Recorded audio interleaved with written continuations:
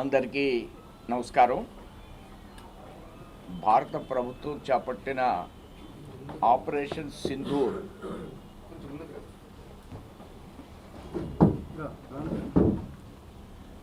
భారత ప్రభుత్వం చేపట్టిన ఆపరేషన్ సింధూర్ అనే కార్యక్రమం విజయవంతం కావాలి. అలానే సైనికులకి మనోధైర్యాన్ని ఇవ్వాలి. విజయం సాధించడంలో వారు ధైర్య సాహసాలని ప్రదర్శించాలి.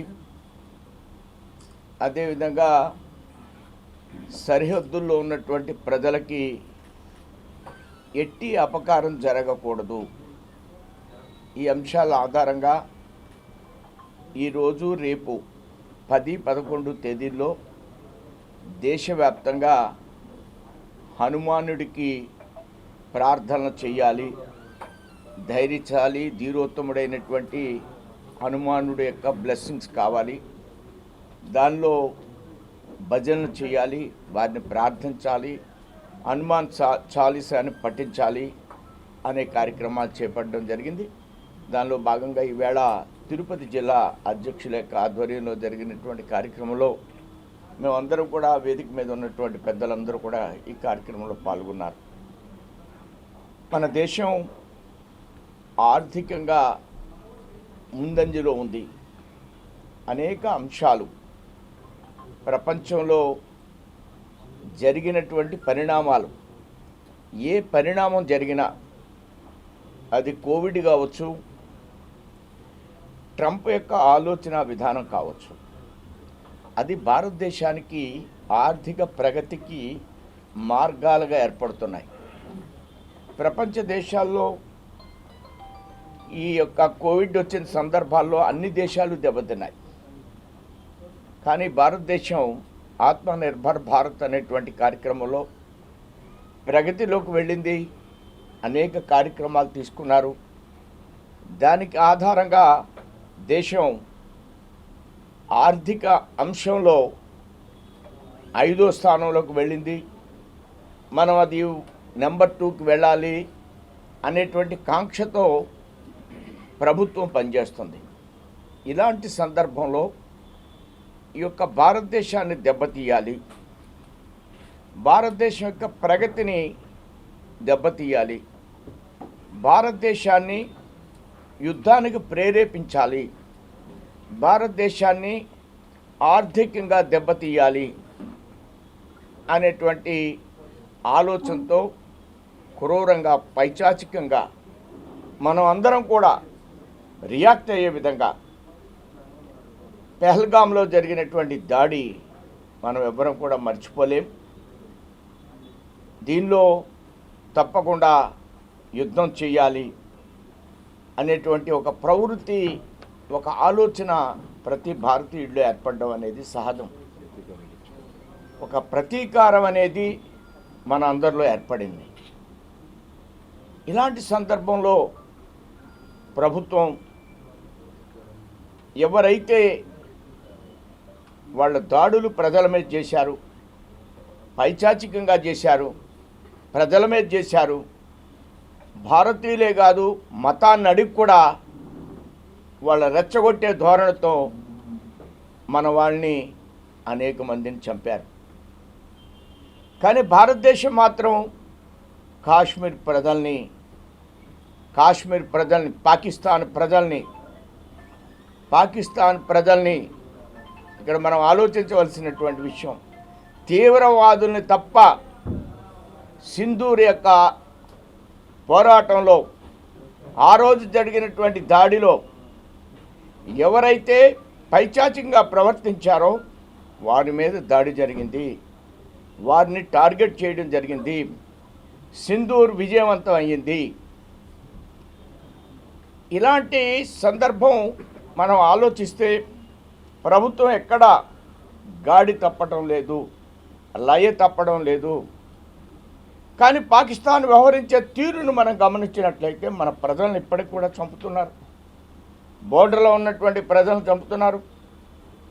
దేశం మీద యుద్ధం చేసేటువంటి పరిస్థితిని క్రియేట్ చేస్తున్నారు. అనేక రాష్ట్రాల మీద దాడి చేస్తున్నారు. ఇది వాళ్ళ ప్రవృత్తి, పాకిస్తాన్ యొక్క ప్రవృత్తి. కానీ ఇలాంటి సందర్భంలో మనం ఆలోచిస్తే ఈ మధ్యకాలంలో ఒక పెద్ద ఆయన భారతదేశ నాయకుడు, కమ్యూనిస్ట్ పార్టీ నాయకుడు నారాయణ గారు టెర్రరిస్టులను చంపండి కానీ యుద్ధం చేయొద్దు అని సలహా ఇచ్చాడు. ఆయన ఎక్కడో ప్రెస్ మీట్లో మాట్లాడారు. టెర్రరిస్టులను చంపండి, యుద్ధం చేయకండి. టెర్రరిస్టులను చంపితే యుద్ధం చేసేటువంటి పాకిస్తాన్లో ఉన్నటువంటి సైనికులు కూడా అక్కడే నిలబడి ఉన్నారు. ఆ కార్యక్రమంలో వాళ్ళు కూడా పార్టిసిపేట్ చేశారు. అసలు ఈయన కమ్యూనిస్ట్ పార్టీ నాయకుడా, కమ్యూనిస్ట్ పార్టీ హోదాలోనే మాట్లాడా, కమ్యూనిస్ట్ పార్టీ బాధ్యతలోనే మాట్లాడా నారాయణ? నేను అడుగుతాను, మిమ్మల్ని పాకిస్తాన్ వెంటనే పంపించేయాలి, అక్కడ ప్రజలతో హాయిగా జీవించమని నేను కోరుతున్నాను నారాయణని. పాకిస్తాన్ వెళ్ళిపోవాలి నారాయణ, ఇక్కడ ఉండడానికి అర్హుడు కాదు. లేదా కమ్యూనిస్టులను అతను సస్పెండ్ చేయాలి, కమ్యూనిస్టులు జాతికి క్షమాపణ చెప్పాలి, కమ్యూనిస్ట్ పార్టీ దీని మీద ఆలోచన చేయాలని జాతీయ నాయకుడు కమ్యూనిస్ట్ పార్టీకి. దేశంలో ఇంత ఘోరం జరిగితే ప్రజలందరూ కూడా ఆవేశపడుతుంటే యుద్ధం చేయొద్దంటాడా?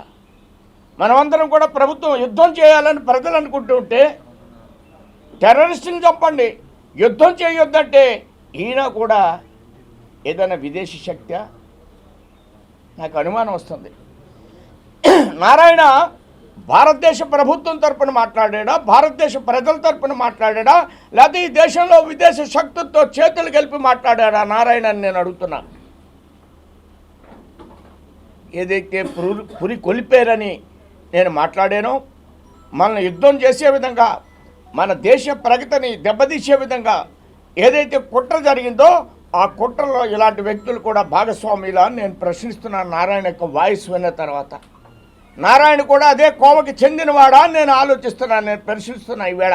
లేదైతే కమ్యూనిస్ట్ పార్టీ దీని మీద చర్చ జరపాలి, దీనికి సమాధానం చెప్పాలనేటువంటి విషయాన్ని నేను ఈవేళ ప్రస్తావన చేస్తున్నాను. ప్రధానంగా దానికోసమే ఈవేళ ప్రెస్ మీట్ ఏర్పాటు చేశాం. కార్యక్రమం అయితే మేము ఆల్రెడీ చేసాం, కొంతమంది ప్రెస్ మిత్రులు వచ్చి కూడా దీన్ని కవర్ చేశారు.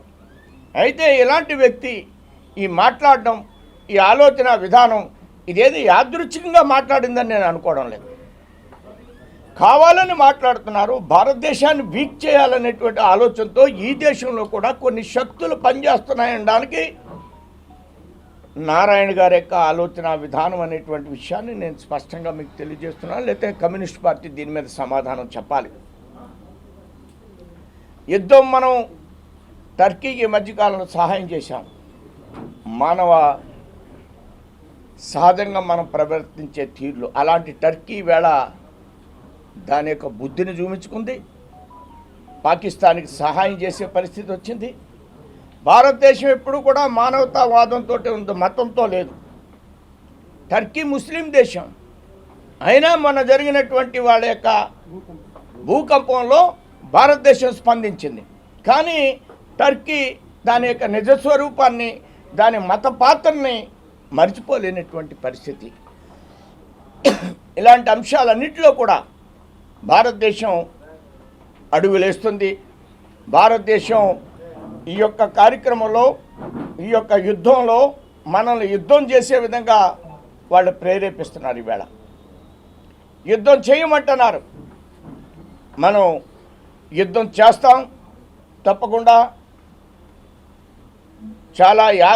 చాలా ఆలోచనాబద్ధంగా, యోజనాబద్ధంగా భారతదేశం పెడుతుంది.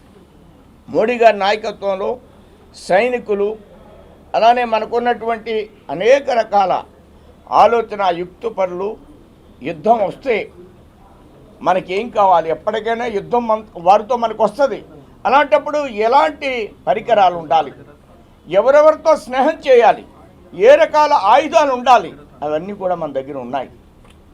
ఎప్పటికైనా ఇలాంటిది జరగడానికి అవకాశం ఉంటుంది. భారతీయ జనతా పార్టీ భారతదేశం ప్రగతిలో వెళ్తున్నప్పుడు తప్పకుండా భారతదేశాన్ని నష్టపరచాలి, భారతదేశం ప్రపంచ దేశాలని శాసించేటువంటి స్థితికి వెళ్ళకూడదనేటువంటి శక్తులు ప్రపంచంలో ఉంటాయి. దీనికోసం ఒక బ్లూ ప్రింట్ ఉంటుంది, ఒక ఆలోచన విధానం ఉంటుంది ప్రభుత్వం దగ్గర. ప్రభుత్వం ఆ విధంగానే పెడుతుంది, దేశం ఆ విధంగానే అభివృద్ధి చెందుతుంది. ఇలాంటి సందర్భంలో మన యొక్క వ్యవహార శైలి, డిఫెన్స్కి సంబంధించిన అనేక కార్యక్రమాల్ని మనం రూపకల్పన చేసుకుంటూ ఉన్నాం. ఎట్టి పరిస్థితుల్లో ఇది ఒక భారీ విజయం కాబోతుంది, భారీ విజయం కాబోతుంది. భారతదేశం ప్రపంచ దేశాలు మరింత ఆలోచనలో పడే విధంగా ప్రభుత్వం యొక్క వ్యవహార శైలి ఉండబోతుందని మీ అందరికి కూడా తెలియజేస్తూ నేను ముగిస్తున్నాను. భారత్లో ఉండే సినీ యాక్టర్స్ కావచ్చు, కొంతమంది స్లీపర్ సెల్స్ కూడా ఇప్పటికీ అటు ఉగ్రవాదం కావచ్చు, అంటే అక్కడ పాకిస్తాన్కి సంబంధించి కొన్ని కామెంట్స్ చేస్తున్నారు.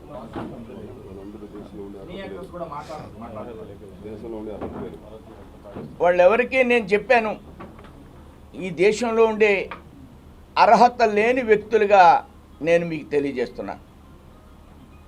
సార్, ఆపరేషన్ సింధూర్ విజయవంతమైనట్టు చెప్తున్నారు. అంటే పూర్తిగా ఉగ్రవాదాన్ని మనం నిర్మూలించిన ఇంకా ఏమైనా శేషం మిగిలిందా? ఈ ఉగ్రవాదం అనేది ప్రపంచ దేశవ్యాప్తంగా ఉన్నటువంటి ఉగ్రవాదం. దీన్ని తుదముట్టించాలి అనేటువంటిది ప్రపంచ దేశాల్లో గళమిప్పి మాట్లాడుతున్న ఏకైక దేశం భారతదేశం. అన్ని దేశాలు కూడా రుచి చూస్తున్నాయి. కాబట్టి భారతదేశం నిరంతరం పోరాటం చేస్తుంది దీనికోసం. అది ఏ రూపంలో అయినా కావచ్చు, యుద్ధ రూపంలో కావచ్చు, అది డైలాగ్ రూపంలో కావచ్చు. డైలాగులు ఆల్రెడీ నడుపుతున్నాం, చాలా దేశాలని మేల్కొల్పుతున్నాం. ఇప్పుడు యుద్ధంతో కూడా సిద్ధంగా ఉన్నాం.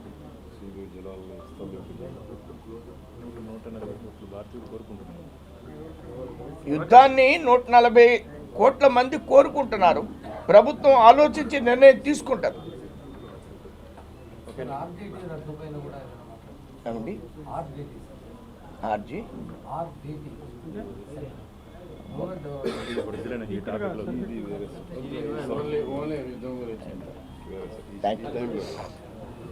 ధన్యవాదాలు అందరికీ. నమస్కారం. ధన్యవాదాలు.